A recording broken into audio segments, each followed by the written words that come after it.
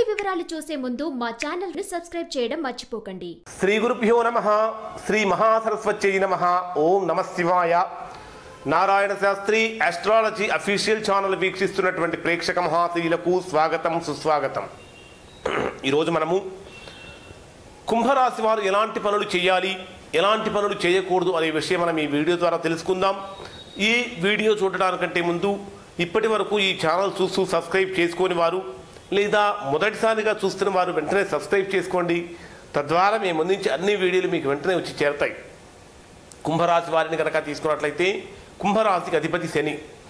ఈ కుంభరాశికి అధిపతి శని కాబట్టి కుంభరాశి అనేటటువంటిది వాయుతత్వానికి చెందినటువంటి రాశి కనుక ఈ రాశి వారికి సహజంగా వాయుతత్వం అంటే వాత సంబంధించినటువంటి రోగాలు ఎక్కువగా కూడా వస్తూ ఉంటాయి.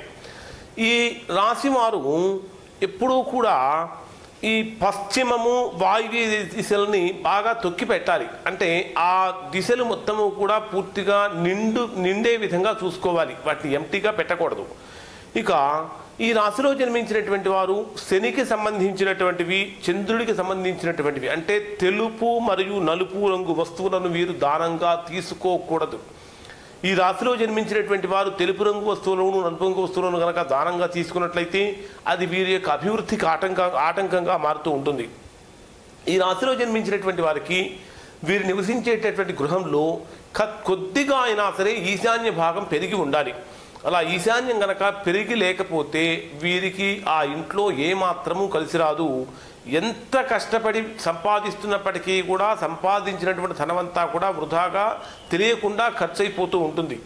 ఈ రాశివారు ఖచ్చితంగా గృహంలో లక్ష్మీదేవి ఫోటో పెట్టుకోవాలి, లక్ష్మీదేవి పటం పెట్టుకోవాలి.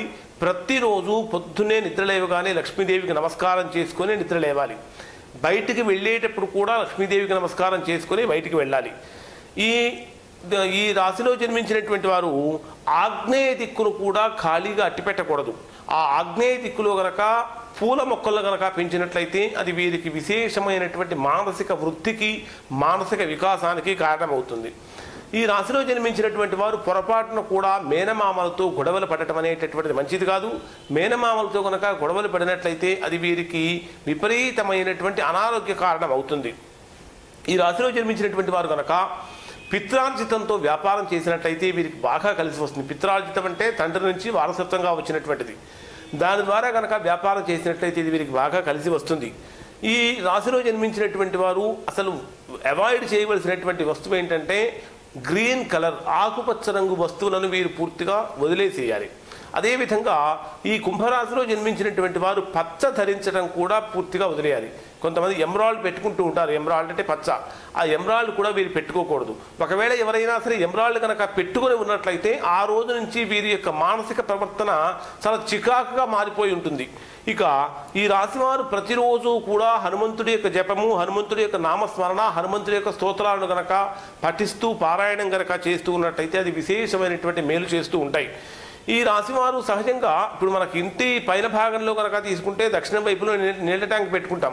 కానీ ఈ రాశిలో జన్మించినటువంటి వారు దక్షిణ వైపులో నీళ్ళ ట్యాంక్ పెట్టుకోకుండా దాన్ని కొద్దిగా పడమర వైపు భాగానికి మళ్లించి కనుక పెట్టుకోవటం చాలా మంచిది. ఈ రాశిలో జన్మించినటువంటి వారు దక్షిణపు దిక్కు కనుక తలపెట్టి నిద్రిస్తే అది విశేషమైనటువంటి యోగ వృద్ధి అంటే విశేషమైనటువంటి ధనవృద్ధి కూడా కలుగుతుంది. కానీ ఈ కుంభరాశిలో జన్మించినటువంటి వారు మద్యాన్ని, మాంసాన్ని పూర్తిగా వదిలేయాలి.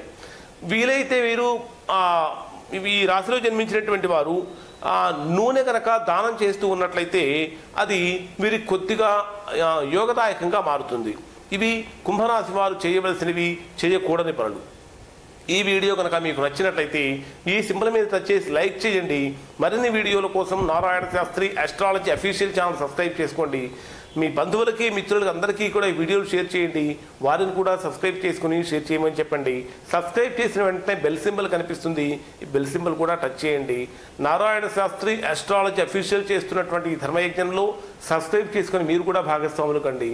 అందరము కలిసి మంచిని పెంచుదాం, మంచిని పెంచుదాం. సదా మీ సేవలో నారాయణ శాస్త్రి.